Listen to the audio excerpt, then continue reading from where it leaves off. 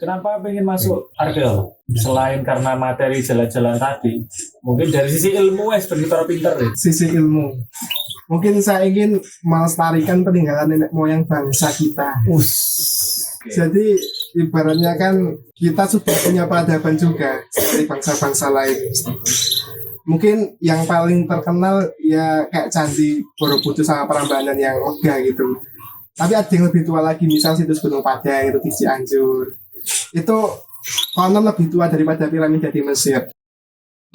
Dan itu juga masih dalam pendidikan ahli arkeologi dan juga geologi untuk memperkirakan usia itu dari tanahnya itu, stratigrafi dan sebagainya.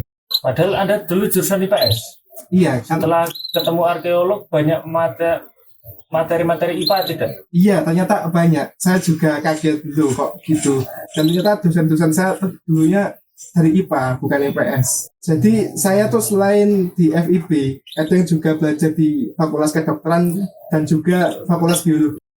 Kedokteran? Iya, Kedokteran tanah. bukannya kedokteran umum gitu.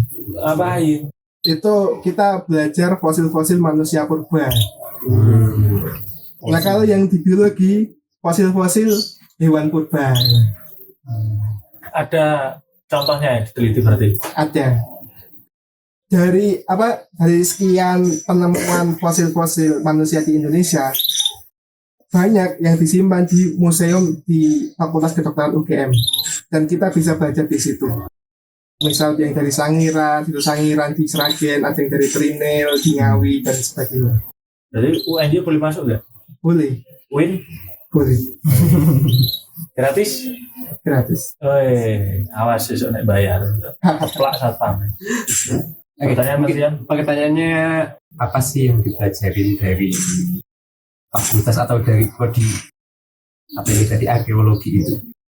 Mata kuliahnya itu apa aja, kayak gimana aja? Kalau mata kuliahnya itu dari semester 1 itu ada arkeologi prasejarah. Ini yang paling dasar. Kita belajar dari prasejarah. Kita soalnya itu secara umum pembabakan arkeologi itu ada 5. Pertama ada arkeologi prasejarah, itu sebelum masa aksara itu. Jadi kita tidak punya dokumen apapun untuk meneliti benda-benda itu. Jadi kita harus murni menggunakan insting dengan interpretasi yang dibuat seakurat mungkin. Kemudian ada juga arkeologi Hindu-Buddha. Itu sudah masa-masa mulai zaman Kutai Kartanegara tahun 400 Masehi itu sampai Majapahit itu Hindu-Buddha. Kemudian arkeologi Islam ketika mulai Samudra Pasai, Demak dan juga sampai Mataram Islam, itu masuknya arkeologi pengaruh Islam. Kemudian yang keempat arkeologi kolonial, itu setelah masuknya bangsa Portugis dan selanjutnya Belanda ke sini, itu juga meninggalkan banyak bangunan-bangunan, misal benteng kayak apa itu banyak sekali. Meriam-meriam juga dari bangsa Eropa itu banyak. Kemudian yang terakhir ini kayak benda, yaitu prasasti, namanya kajian epigrafi. Ini kita lebih bahas prasasti. Tulisan kuno itu ada yang kayak Yupa yang paling terkenal itu kan tulisannya Palawa, bahasanya Sanskerta. Kemudian ada perkembangan, misal di Palembang dari Kerajaan Sriwijaya itu juga ada beberapa, di Tarumanegara juga ada prasejarah Taiwan dan lain-lain. Kemudian sampai masa Kediri itu juga banyak prasasti itu. Dan kita bahasanya tuh macam-macam, ada yang Jawa kuno, Bali kuno, Melayu kuno gitu. Rata-rata Jawa kuno kalau di Jawa. Kalau yang Palawa itu masih masa-masa awal. Kalau masa-masa 1000 itu jarang.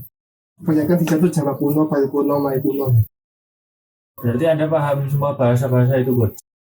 Saya kebetulan waktu kemarin ada kuliah epigrafi sama paleografi, kelanjutannya epigrafi itu belum diajarkan bahasanya.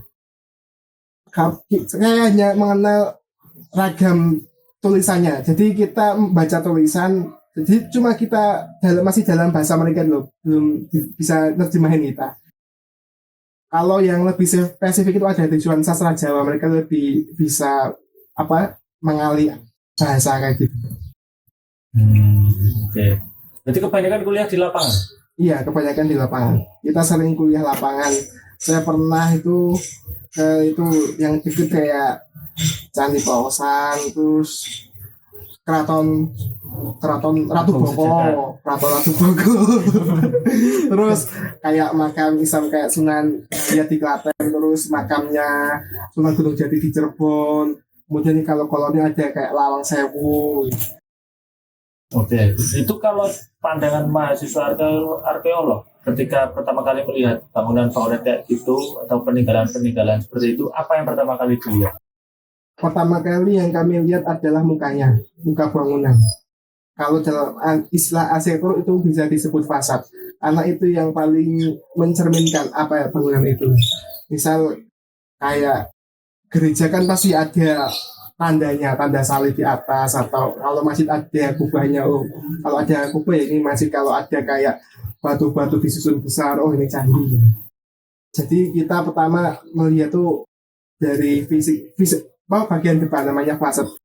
Kan juga kami ada kuliah arkeologi arsitektur. Kami juga menganalisis tuh macam-macam tipe, mulai dari bangunan kolonial, bangunan klasik juga sampai bangunan Islam sampai masa sekarang juga kami itu menganalisis arsitektur, dan juga kami melakukan kajian konservasi bangunan maupun benda dan juga restorasi itu perbaikan, udah rusak kita perbaiki kembali sebisa mungkin ke tahap awalnya gitu sebelum rusak. Berarti ini arkeologi cukup banyak skillnya ya, mulai dari membaca bahasa kuno, Iya. kuli bangunan ada, Gali kubur gali ada. kubur ada, multi skill. Tadi sebenarnya udah disinggung soal bahasa ya Mas, tapi kalau arkeolog paling saya kenal itu Nico Robin, tahu Mas? Nico Tahu, Robin. tahu. Nah, dia kan bisa membaca prasasti secara fasih gitu. Nah, apakah di dunia arkeolog itu sudah sejauh itu? Misal kita ada bahasa dari masa lalu, terus kita sudah bisa mengartikannya lah kayak gitu. Iya. Jadi pertama kan saya orang pertama yang menemukan prasasti itu, saya pertama akan mencari warlock, penduduk lokal, karena mungkin mereka masih bisa bahasa atau tulisan itu. Kemudian kalau sudah dari warlock, kita coba membandingkan prasasti itu dengan temuan prasasti yang sudah lain, apakah punya kemiripan, apakah mempunyai konteks yang sama gitu. Tapi kalau sudah ibaratnya ini prasasti baru tapi polanya sama dengan prasasti lain, jadi kita tinggal pakai pola atau rumus-rumus dari peneliti terdahulu buat pakai rumus itu untuk prasasti yang baru ini. Misalkan ini huruf apa sih? Oh, itu udah ada kamus aksara Pallawa, kita tinggal pakai aja. Tapi masalah terbesarnya adalah prasasti itu sering aus, dari batu itu sering tergerus air atau apa, jadi dia mudah rusak, jadi tulisannya tuh hilang. Itu yang kesulitan terbesar kalau ketemu di situ. Sebenarnya kita kalau mau baca itu udah ada rumusnya gitu, cuma tulisannya tuh sering udah hilang gitu. Susah ya? Susah ya. Iya. Dan sampai sekarang sudah menemukan apa tuh? Wah, saya belum pernah menemukan apapun. Prasasti. Mungkin kalau dulu saya latihan ekskavasi itu di Candi Posok itu, saya cuma menemukan kayak struktur candinya itu dari batu andesit atau apa itu, masih di bawah tanah itu, kira-kira galian 2 meter itu. Apa? Ekskavasi. Ekskavasinya itu penggalian, istilahnya penggalian. Eskavator. Iya, ekskavator. Tapi dalam arkeologi itu kita ekskavasinya itu hati-hati. Kalau situs kayak candi itu lebih istilahnya tuh ada speed itu tingkatan. Biasanya itu 10 cm. Nah, kita tuh digaris dulu 10 cm. Kalau udah sampai 10 cm, kita stop dulu, kita gambar dulu kondisi tanahnya, kita foto-foto ada temuan apa aja dalam 10 cm ini. Kalau sudah difoto, direkam, dicatat gambar tanah juga, kita lanjut lagi speed kedua sampai 20 cm, kita catat lagi gitu. Oh, oke. Step 10 cm. Iya, Berarti lama ya? lama. Kalau ekskavasi itu kemarin tuh saya sampai 2 meter tuh 3 hari. Iya. 2 hari. Kalau 3 hari? Iya 3 hari. 3 hari. Cukup lama karena kita harus pokoknya bener-bener press, kita catat dulu, gambar dulu, foto dulu. Memang apa sih yang dikhawatirkan kalau tidak ada itu? Ada barang-barang yang terbuang atau barang-barang itu aslinya di situ tapi keluar, jadi kita kehilangan konteks. Jadi konteks itu ya sangat penting itu dalam dunia arkeologi supaya kita bisa mengetahui posisi benda itu dalam masa kini ataupun masa lalu. Kan dalam tanah itu juga ada kayak hukum superposisi atau apa itu istilah geologi itu. Jadi apa patokannya itu benda yang posisinya di lebih dalam itu usianya lebih tua daripada yang masih di atas. Soalnya kan sering ada pengendapan atau apa itu. Berarti semakin ke dalam semakin hati-hati. Iya, intinya biasanya kalau semakin dalam itu semakin tua bendanya. Dulu katanya Borobudur juga di bawah. Sebenarnya tuh di atas, cuma mungkin ketutupan itu abu dari Gunung Merapi. Oh iya, benar. Itu kan yang mulai membersihkan itu zamannya Raffles itu.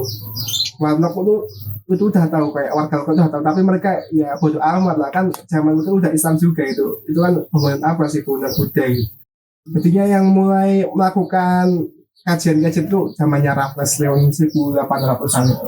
Berarti dulu Borobudur ketika digali Raffles gitu besarnya. Iya, sebenarnya Raffles itu nggak gali, cuma bersihin aja. Oh. Jadi Candi Borobudur itu posisinya udah di atas tanah gitu loh, nggak terkubur posisinya. Tapi ada candi lain yang terkubur. Misal Candi Kedulan itu daerah Jogja juga. Ketika saya ke sana itu emang posisinya di dalam tanah. Misal tanah sekarang segini nih, ya itu posisinya candinya di bawah sana ya. Itu lagi masih pembersihan oleh para pekerja ini. Jadi arkeolog ketika proyek-proyek itu sebenarnya fungsinya sebagai mandor, nggak langsung kerja gitu. Kita biasanya menggunakan jasa-jasa warlock itu sebagai pekerja gitu. Gelarnya apa sih?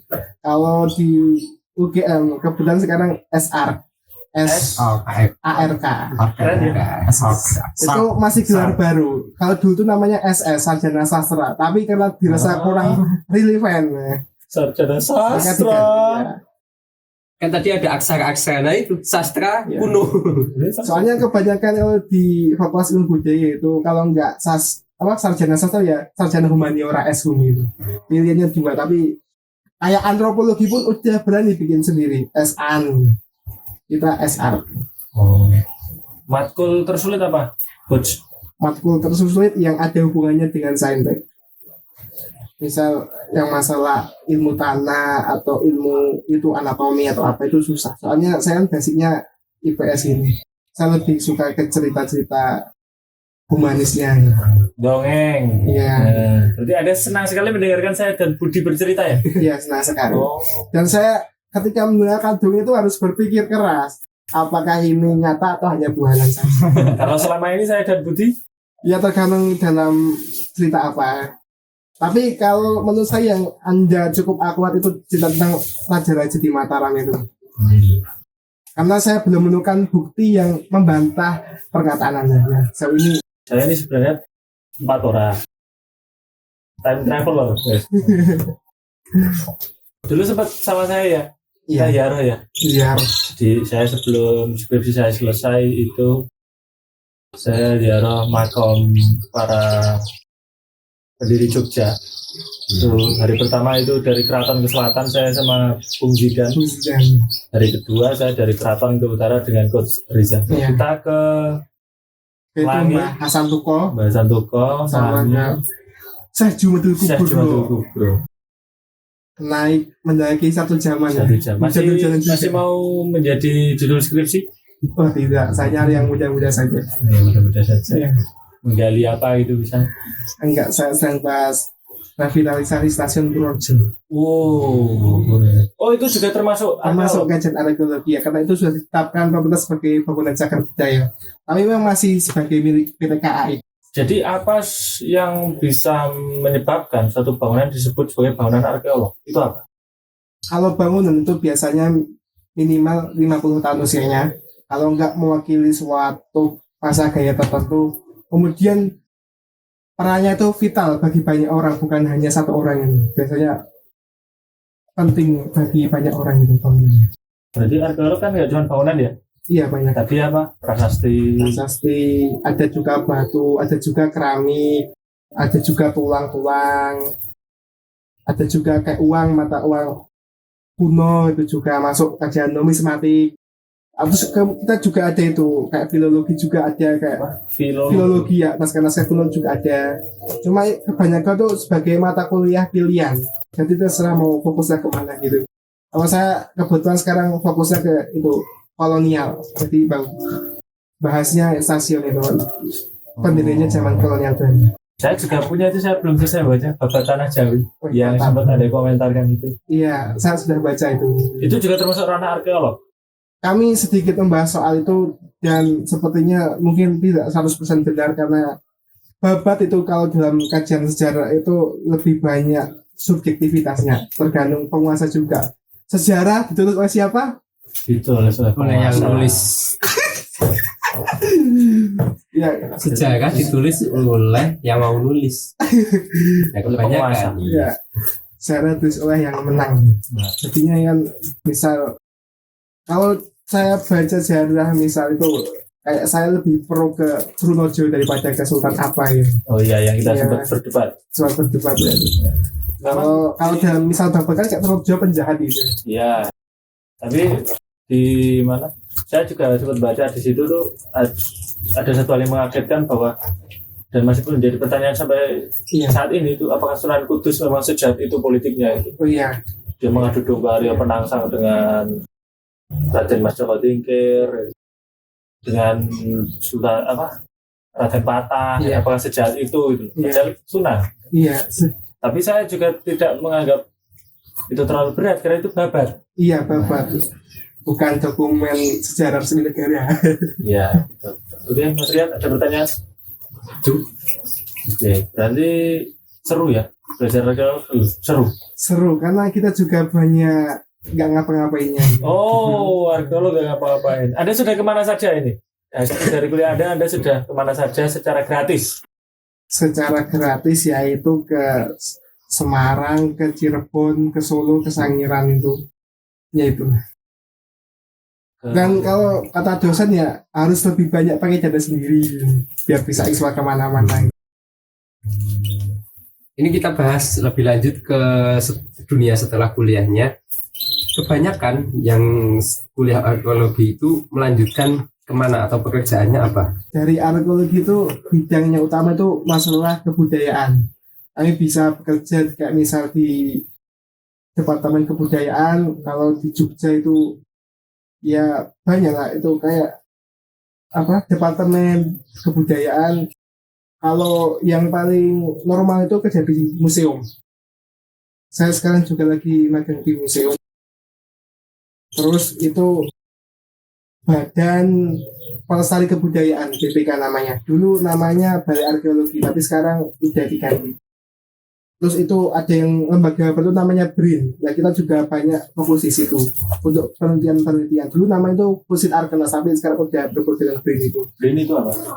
Badan Riset dan Inovasi Nasional itu pengganti organisasi pusat risetnya Indonesia gitu. Kalau yang kerjanya misal ada suatu tempat yang dikira atau disinyalir di situ ada kehidupan lama, terus untuk meneliti dan menggali itu apa? Syaratnya? Kalau itu biasanya dari instansi. Instansi misal UGM. Itu di Flores ada kayaknya ada bekas kehidupan masa lalu. Ada fosil tengu. Iya, kita juga bisa itu menggandeng baik institusi dari dalam negeri kayak BRIN tadi atau dari luar negeri misal dari Australia atau dari mana mereka juga tertarik tentang itu. Misal kalau di Flores itu ada namanya Homo floresiensis itu kayak manusia kerdil gitu. Manusia purba juga itu kok bisa ada di situ gitu. Fisiknya kan beda sama Homo sapiens sama Homo erectus itu beda, mereka lebih banyak, tapi kok bisa sampai pulau kecil seperti itu. Itu nanti kita juga masalahnya kan juga masalah dana juga, masalah pembiayaan itu. Dan kita sebisa mungkin nyari dananya dulu, biasanya pakai proposal atau apa itu. Dan masalahnya itu kan kayak masalah penggalian mengungkap sejarah masa lalu kok dari pemerintah tuh kurang perhatian. Jadi itu agak masalah gitu. Yang swasta ada nggak sih? Swasta ada banyak kayak freelance. Biasanya mereka bekerja sesuai proyek gitu. Misal harus memugar bangunan apa gitu. Misal kayak bangunan kuno kayak ada, misal bikin CV lah, CV. Bukan CV bangunan tapi CV pemugaran ya, agak mirip lah, tapi harus punya itu prinsip-prinsip pemugaran. Oke. Kalau yang mandiri, misal kayak seseorang yang memang pengen mencari kebenaran tentang masa lalu atau mencari prasasti kayak gitu, di Indonesia cukup banyak gak? Mungkin cukup banyak, cuma itu kurang menjanjikan. Ininya. Iya. Iya. Dan juga kalau arkeolog itu kalau misalkan nemu harta karun dalam tanda petik baik itu benda apa, misal apa fosil atau apa, itu etikanya tidak boleh dijual sembarang orang, nggak boleh. Andaikan pengen jual ya jual ke negara gitu. Aslinya kan arkeolog harus melestarikan gitu. Biasanya kan kita setelah konservasi, kita riset, kita akhirnya tuh dimasukkan ke museum itu. Jadi kekayaan bangsa Indonesia tuh terekam, tersimpan, bisa dipamerkan kepada semua orang, bisa memberikan edukasi kepada masyarakat. Oke. Yang ini mungkin ada penelitian arkeolog yang sampai saat ini masih berjalan, tahu tidak di mana? Kebetulan sekarang teman saya masih di situs Pati Ayam, daerah Kudus, itu juga kerjasama dengan National Geographic. Itu juga situs-situs arkeologi prasejarah itu banyak temuannya dulu di Pati Ayam, sampai sekarang masih dilakukan penelitian. Itu nantinya kira sepertinya dia mengarah kemana? Ke arah zaman apa? Kalau rentang waktunya saya kurang tahu, tapi ya itu masih manusia purba. Seru ya? Seru banget. Apalagi tentang kayak ya benda-benda kuno, bahasa-bahasa kuno, terus kita mencari. Ya mungkin dulu kalau waktu belajar IPS kan kita cuma ngelihat memang hasilnya aja kayak gitu. Ternyata ya emang orang-orang yang di balik semua penemuan itu ya ini kayak Seperti ini. Seperti inilah. Mungkin ada pesan buat orang, teman, Mirsa yang mau masuk jurusan arkeologi, dia yang disiapkan harus apa saja? Iya. Sebenarnya tuh jangan terlalu berekspektasi jadi arkeolog tuh bisa langsung terkenal kayak nonton Indiana Jones, kayak keren banget kemana-mana cari harta karun.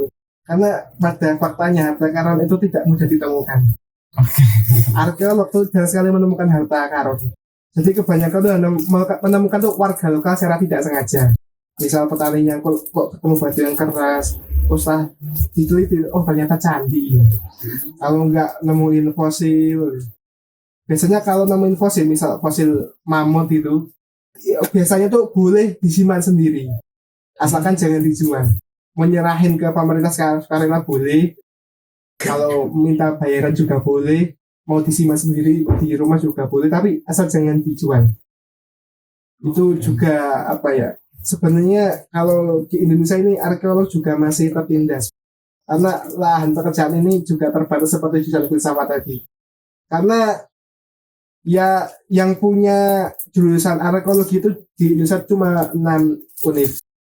UGM, UI, Udayana di Bali, Unhas di Makassar, Halu Uleo di Kendari, sama Jambi. Jadi mungkin perusahaan-perusahaan di luar sana juga tidak tahu ada jurusan arkeologi. Jadi prospek kerja kami sementara ini lebih banyaknya di sektor pemerintah, khususnya Departemen Kebudayaan. Ya, peneliti sekarang di BRIN. Jadi ya, tapi ketika kuliah itu kita enak sekali, kita sebenarnya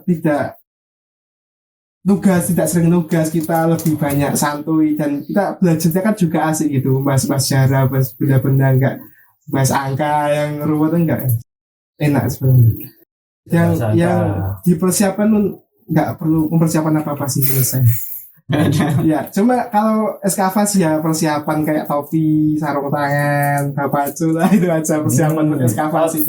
Tukang gali kubur. Tukang gali kubur. Mungkin yang perlu dipersiapkan adalah minat terutama sih ya. Iya, bisa. Minat dan ketelatenan, karena kan mencari barang-barang seperti itu kan tidak selalu beruntung ya. Iya, tidak selalu beruntung. Dan satu tempat waktunya lama. Telaten di satu angkatan berapa kelas, Coach? Kalau angkatan saya 56 orang, itu cuma satu kelas. Tapi biasanya satu angkatan itu beda-beda jumlahnya, ada yang bisa 70, ada yang cuma 40, beda-beda.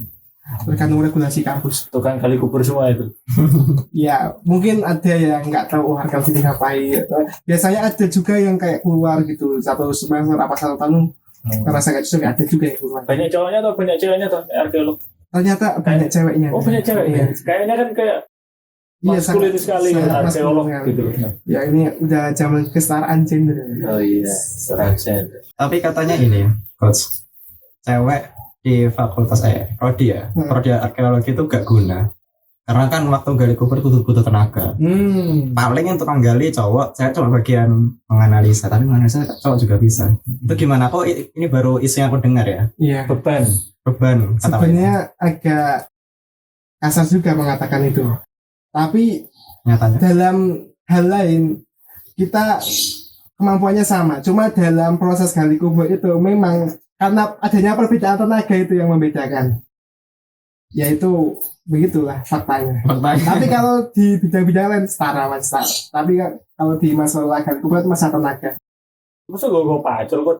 Iya, kalau bisa pacul, bisa pakai apa sekop, ada ya macam-macam. Kalau soalnya arkeolog miskin gitu. Kalau sudah punya uang kan eskavator. Oh tidak boleh, Nggak boleh. tidak boleh, tidak Terlalu boleh. susah gitu, Mas. Terlalu barbar. Kecuali yang mau dibersihin kotaknya, mau dibersihin misal 10 kali 20 meter kedalaman 5 meter langsung dibersihin semua bisa.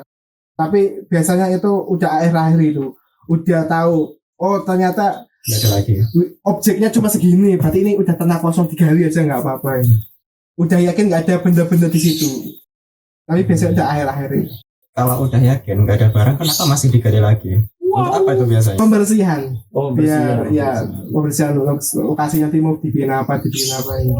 Kalau tanya, kan udah belajar banyak sekali bahasa nih. Dari sekian banyak bahasa yang kamu pelajari, bahasa apa yang paling sulit? Aku tidak berfokus pada bahasa lo. bahasa kuno yang kamu pernah melihat langsung gitu ya? Iya, gitu ya coach, iya Bung ya. Tapi aku bisa nebak kira-kira bahasa apa? Apa itu? Bahasa wanita. Wow, karena dia belum sudah dapat wanita. Belum. Itu. Jadi yang perlu disiapkan adalah minat dan berarti 0 kopong bisa masuk arkeolog. Kalau gitu kan modal utamanya kalau saya dulu kan itu tes UTBK gitu. Maksud saya itu cuman minat tok bisa. Sebenarnya bisa. Karena kita tidak butuh keahlian apa itu. Kadang kan mungkin kita harus suka sejarah dulu gitu. Baru kita bisa bukan bisa masuk tapi setidaknya ada bekal untuk masuk arkeolog. Sebenarnya nggak harus suka. Toh cukup masuk akal soalnya kalau belajarnya adalah bahasa kuno, misal aksara-aksara kuno yang mungkin masih bentuknya masih kayak hewan atau gambar apa, terus prasasti itu kan hal baru tuh Mas. Dan itu tidak dipelajari dari SD, SMP, SMA. Kita kan belajar SD, SMP, SMA kan IPS, ya itu udah hasilnya kayak gitu. Kalau di kuliah kan itu jurusannya untuk mencari yang hal baru yang mungkin itu memang cukup relevan kalau tidak harus ada background suka atau pernah membaca aksara-aksara lama kayak cukup. Oke. Terima kasih untuk dua narasumber kita yang luar biasa. Jurusan yang keren. Filsafat dan juga arkeolog. Filsafat juga keren, bro. Ini traveling oriented. Ini apa ini? Boleh kasih tahu? Ilmu oriented. Ilmu itu Knowledge oriented. Knowledge oriented. Tadi ada yang ketinggalan di sama Lockdown sebenarnya filsafat ilmu. Itu juga kajian cukup pada di sama tapi luput kan guys. Oh itu filsafat ilmu itu juga dipelajari hampir semua jurusan ya. Punya saya juga ada semester 1 filsafat ilmu.